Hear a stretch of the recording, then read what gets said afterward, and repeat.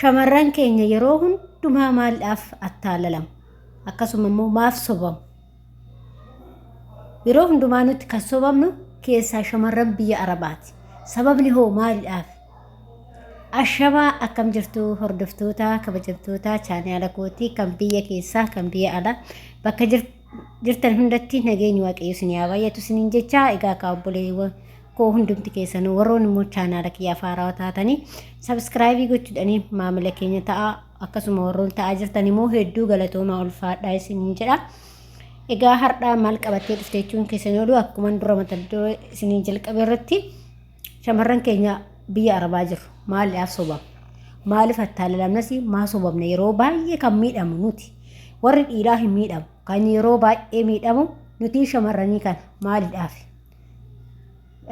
hanga dhumaatti viidiyoo kana daawwadhaa affeerraa kooti isin fayyada keessaa shamarran biyya ormaa jirtan isin fayyada anas fayyada sisi fayyada jechuudha wal fayyanna obboleewwan koo yeroo baay'ee nuti biyya ormaa kana keessatti umrii keenya fixaa bifa keenyatti jiraa akkasuma immoo nyaata dhabaa uffata dhabaa hirriba dhabaa ifatamaa waan baay'eedhaan biyya ormaa kana keessatti dararaman jechuudha. Isa kana dararamaati akkamitti irraanfanna akkamitti waan kana irraanfanna biyyatti keessaayyuu itti deebisnee dhiira jechuudha dhiira wallaayee dhufteen attaalalamu jechuudha. Adaraa obboloota koo wanta isin gorsu keessaa dubartiin eeyyen hin attaallalamte akkuma harmi keenya rarra'u qalbiin keenya rarraati haa ta'uti garuu of eeggannoo gochuu qabna. Hiriyoota tiyya biraa maaliifan bahe jenne dhiifama qofaatu waan naqabee fi hiriyoota teenya biraa maaliifan biyyaa bahe jennee laaluu qabna. Hiriyoonni keenya eessa jiru jennee of gaafachuu qabna. Akkasuma hoo heeruma dhabnee baanimoo heerumaaf baanimoo heeruma dhabnee baanimoo kan jennu of gaafachuu qabna. Dhiira janajjanuu online irraan bahe moo hojjechuun bahe kan jedhullee of gaafachuu qabna. Nuti yeroo hundaayyuu jechuudha. Obboleewwan koo walirraa haa barachaa deemu. Keessaa shamarran biyya ormaati kun kan dhaamsi keessan isin ilaallatu jechuudha.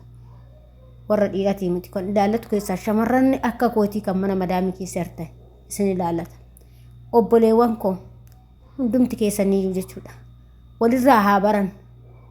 Viidiyoo namaa dhaggeeffannee namni sun maaliif gorsa kana nu dabarsine akkasuma miidiyaa kan fayyadamnuuf namoonni tokko janajjanaa qofaaf miidiyaa fayyadamu. Janajjanaa qofaa miti miidiyaa waan hedduu irraa baratta jechuudha. Waan hedduu irraa baratta. Kabraa dhiisati bultii abbaa manaa kee bultii kee akkamitti qabatta akkasuma abbaa manaa kee biratti akkamitti kabajaa abbaa manaa keetii qabdu akkasuma jaalala abbaa manaa keetii qabdu mana kee keessatti akkamitti fataa jetta abbaa manaa kee biratti akkamitti fataa jetta kan jedhu miidiyaa waan baay'een barsiisa jira. Gaafa ati ofii keetii waan kana laalte qofaadha kan barattu yookiin immoo gara janajjanaa odeetti jarajjanuma qofa malee ati dhiiwumaa misii jarii yoo dhatte kalaas tanuma dubbiin ta'e achumaan dhumata jechuudha. Garuu yoo itti fayyadama beekte yoo viidiyoota garagaraa laalte yoo miidiyoota garagaraa laalte waan baay'ee irraa baratta waan baay'ee nama barsiisa. Miidiyaan kun akkuma badaa ta'es gaaris nama barsiisa waan baay'ee irraa baranne waan ta'eef ana akka kootitti biyyatti kutaa 10 fixee dhufeerra asitti waan hedduun baradhe jechuudha.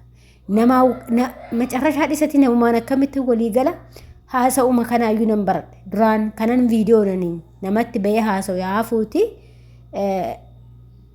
nama birattuyyuu ani naasa'u dhugaas hin jedha namni yookiin ijoolleen na beekan hin jiru warri na beekan na beeku maatiin koos na beeka jechuudha. Namumatti sinaasa'us nama afurtti sinaasa'u namni akka amma garuu miidiyaa kanarraa waan baay'een baradhe haasaas na barsiisee bakka ofitti amanummaa na barsiisee kaayyoo akkan qabaadhus na barsiisee bultii akkamitti qabadhaa na barsiisaa jira. Na barsiise dhugaas hin jedha garuu ani bultii keessa seenne miti akkatti bultii qabatan nan beekaman takka nan beeka jechuudha. Abbaa manaa ofii biratti kafan abbaa manaa ofii biratti kaawwataniif kan kushina keessatti kaawwatanu tokko akka hin taane baradhe jira. Yeroon biyya jiru kanan beeku waan ta'eef garuu miidiyichi waan baay'ee sin barsiisa ijoollee nama daaltanitti jechuudha. Kanaaf waan adda addaa laalaa malee janajjanaa kana hin deemina. Dhugaas hin jedha janajjantee atasii birrii irraa ergitee har'a booletti birrii sirraa nyaatee booletti si eegasiin jedhee fataasi gochuu danda'a. Eeyyen guyyaa takka lama hojii fataa jechuu dandeessa. Gaafa biraa immoo akkasuma qullaattaftaa jechuudha. Inni sigatee bilookii si godhaa ati qullaattaftaa jechuudha.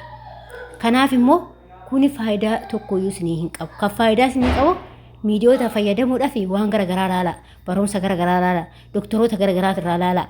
Beektota garagaraa, jechoota garagaraa waan baay'eedha. Namoonni gorsa adda addaa dabarsanii, shamarri gorsa adda addaa dabarsanii, obboleewwan dhiiraa keenya kan gorsa garagaraa dabarsan hedduutu jira. Rabbi dhugaa waaqas hin jira obboloota koo hedduutu jira jechuudha. Ani cufaa amman gara miidiyaa hojjechuu kana jalqabeetiniin waan hojjedhuu fi akkasuma gorsa waanan bakka ofii kiyyaallee yeroo duraanii san jechuudha. Baay'een jala jennu garuu nan jala baay'een jala jennu wanna kana feesbuuka kanarraan bu'u. Feesbuuka kana wanna ilaallan jiru jechuudha. Wantoota doktorri dabarsu gorsa garagaraa waan baay'een baradheerra jechuudha. Baay'ee bakka of jalatti sheerii godhetan sirriitti dubbisa baay'ee sana bakka sirriitti baradhe jechuudha. Maaliif waan baay'ee ilaala jechuudha. Akka tuktukii tana baay'ee seenu yeroo san xiqqoo seena malee seenu yoon baay'ee jechuudha. Ammallee baay'ee akkas hunda tuktukii tanarra baay'een taa'an. Maaliif tuttukiin gabaa maraatuti waan ta'eef chitti waachi dhatta'e waan baay'eetu mataa keessa zoorsa. Kun kamantaa wal xiqqeechaa kun garagalchaa kun ol garagalchaa bakka waan achitti bakka inuma jira gaariin garuu gaafati gaarii taati gaariin inuma jira gaafati waan badaatu jakeessu dhufa dhuma tolooftu waan badaan jakeetu dhufa si aarsiti isheen jechuudha. Innaan kan sin aarsini kan akka yuutuubii kan akka feesbuukii kanneen irraa telegiraamii waan adda addaa baay'eetu jira jechuudha. Barnoota irra jechuudha. Guruupii garagaraati irratti waan baay'eetu darbaa jira. Isa hordofaa adaraa obboleewwan qalbii keessan dhiirumaaf hin kennina. Onni seesan dhiiraa baasteen kennin haga gaafa ati gaa'ela kee godhattuutti jechuudha. Qarshii keetis akkasuma akka onnee keetis hin qabadhu. Gaafa ati gaarii taate gaarii taa'ee si eeggata. Yeroo baay'ee numatu himaa barre nuti kan duubatti hafnuuf sababii isaa beektanii nuti walii tuffannaa jechuudha. Dhiirri mee waliin tuffatu barre gorsa tokko dhugaadha biroo waliin jedhu isaan. Dhugaa kee jettee biroo isin jedhu waliin tuffatan jechuudha. Nuti garuu wal tuffanne isheen maal beetti isheen akkas taati jennee wal tuffanne duubatti hafaa deemna jechuudha. Sababa kanaaf duubatti hafna nuti sababa kanaaf attaalalaa bakka akkuma harmi keenya rarra'u garuma dhiiru tokko nu qabetti deemne qarshii keenya sarachaa deemna jechuudha. Kun ta'uu qabu obboleewwan koo qabadha. Qarshii kee qabatte taanan ati gaarii taanan ati bareeda taanan ati intala safuu qabdu taanan intala amantaa qabdu taanan nama gaariitu taa'ee si eeggata. Nama gaarii taa'ee si eeggata. Dirqama janaa qofaan hin heeruman akkanatti sin heerumta. Innaa kanas sin jedha obboloota koo adaraa keessan of eeggadhaa. Hin sobaminaa dhiiraaf jettanii hin sobaminaa. Dhiiraaf jettee hin sobamin dhiiraa qarshii ergin bakka ofitti namni hojjedhu. Ati eenyu gadi eenyumaa waan baay'ee hojjechuu dandeenya. Nuti shamarranii yoo gaafa kaayyoo qabaanne karoora qabaanne dhiiraa ol hojjechuu dandeenya jechuudha. Kan akka dubartii immoo hojii qarshii qabatu hin jiru dhugaas hin jedha. Akkasuma bultiis kan qabu shamara qarshiis kan qabatu shamara. Kan beektu irratti kan sammuu qabdu irratti jechuudha. Kan kaayyoo qabdu irratti. Innaa akkasan ta'uu yaadaa isin jedha obboloota koo yoo balleesse dhiifama sin gaafachaa.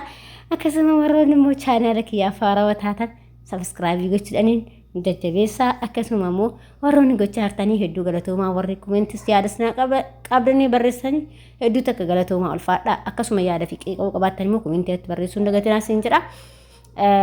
Kanuma turtii gaarii sin jaaladha. Hanga viidiyoo biraatti walitti deemtu. Baay'ee.